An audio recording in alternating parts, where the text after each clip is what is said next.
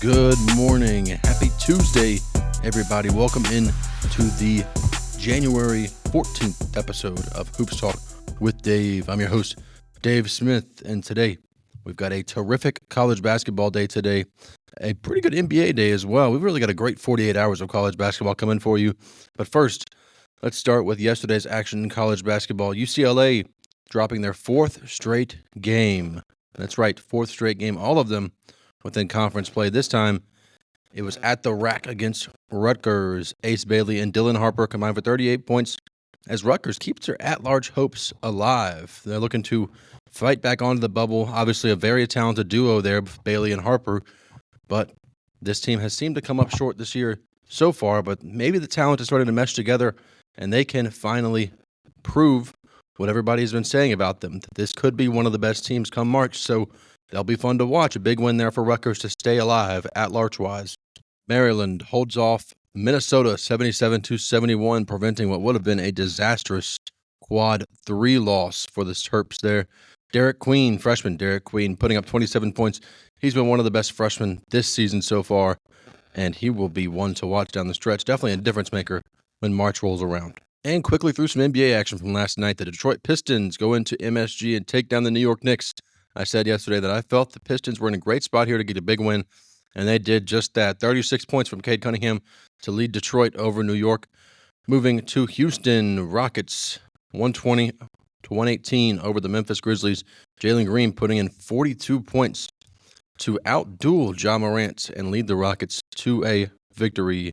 The Spurs defeat the Lakers by 24 points, and all five starters for the Spurs were in double figures. Chris Paul with another double-double for them there. That Chris Paul, Victor Wembanyama duo has really been living up to what we thought it could be, and they may not be getting talked about a lot as a duo together. We know Wembanyama is getting talked about, but that duo, I'm telling you, Chris Paul is helping Victor Wembanyama reach as good as he is this season already. The Clippers down the Heat 109-98 behind 29 points from Norman Powell. Clippers had three players over 20 points there, and the Heat, Tyler Hero with another game of 30-plus, but they seem to be scoring consistently under 100 points, and that's definitely not something you want to see, especially in the modern-day NBA.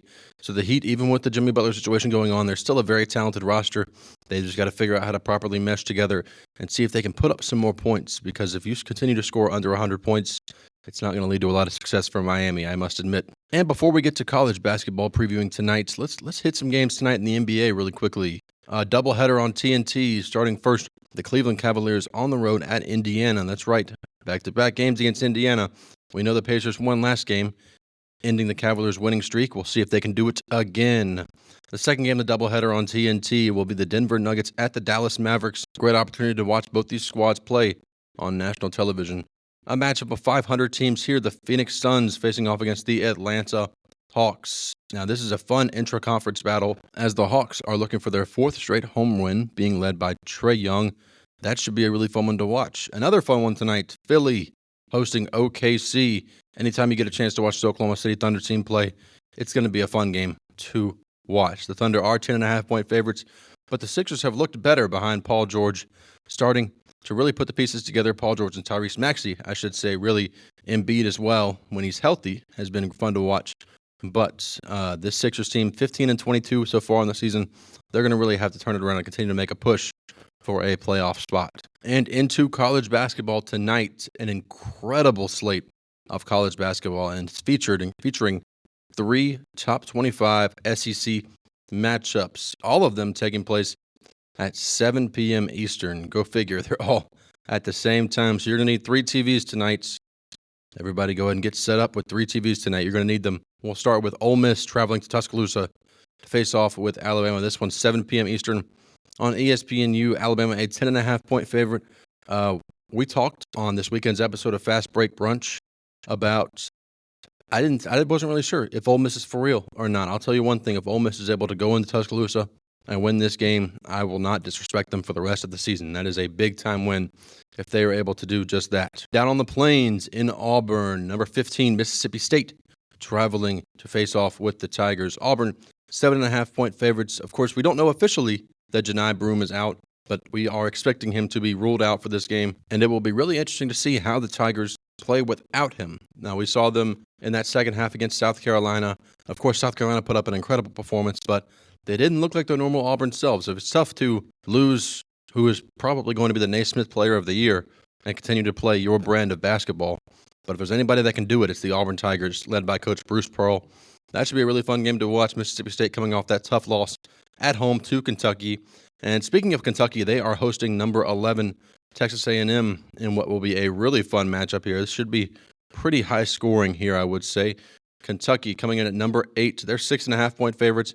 This one's at 7 p.m. Eastern on ESPN2. And over in the Big Ten, number 19 Illinois, who I think is seeded higher in their AP ranking, on the road at Indiana. Illinois coming in as a 3.5-point road favorite here. Kind of surprising to me. It's just so tough to be favored on the road, but we know how good this Illinois team is. They have Final Four potential written all over them as far as I'm concerned. Their team DNA makeup really blends well for them to make a deep run into March, and so this will be a fun one to watch them go on the road, take on the Hoosiers of Indiana. Ohio State traveling to take on number 24 Wisconsin. Wisconsin's won 5 straight games, and now they play host to a Buckeye team that is on the right side of the bubble for now, but if they were able to come in and knock Wisconsin off here, who is red hot right now, that would be a win that really solidifies their standing and gives them a lot more breathing room when the Selection Sunday rolls around. It gives them a lot more comfortability. This Ohio State team, very loaded, very talented. Should be a fun one to watch there. And a fantastic nightcap here at 11 p.m. Eastern. That's right, everybody, 11 p.m. Eastern on ESPN. Number 25 Baylor traveling out to Arizona in a Big 12 conference game. And these are two of the best teams in all of college basketball, I think. Two of the most talented, at least. I'll say that. Two of the most talented teams in all of college basketball between Baylor and Arizona. That should be a fun one to watch laying in bed. Arizona coming in as a 5.5-point favorite. I like the Wildcats to get it done, but I expect it to be a very fun game to watch. And hitting 3 games really quickly on the bubble, starting with UCF and Arizona State staying in the Big 12 there. This is bubble mayhem. Depending on where you look, depending on what your source is for bracketology, you've got one of these teams in, one of them out. Both of them just barely in, both of them just barely out. The other one in, the other one out. Depending on where you look, these two teams are right on the line for being in and out right now. A win over the other one could be what helps propel them over their conference foe come Selection Sunday. So a game to watch there tonight. So that one also at 11 p.m. Eastern on ESPNU.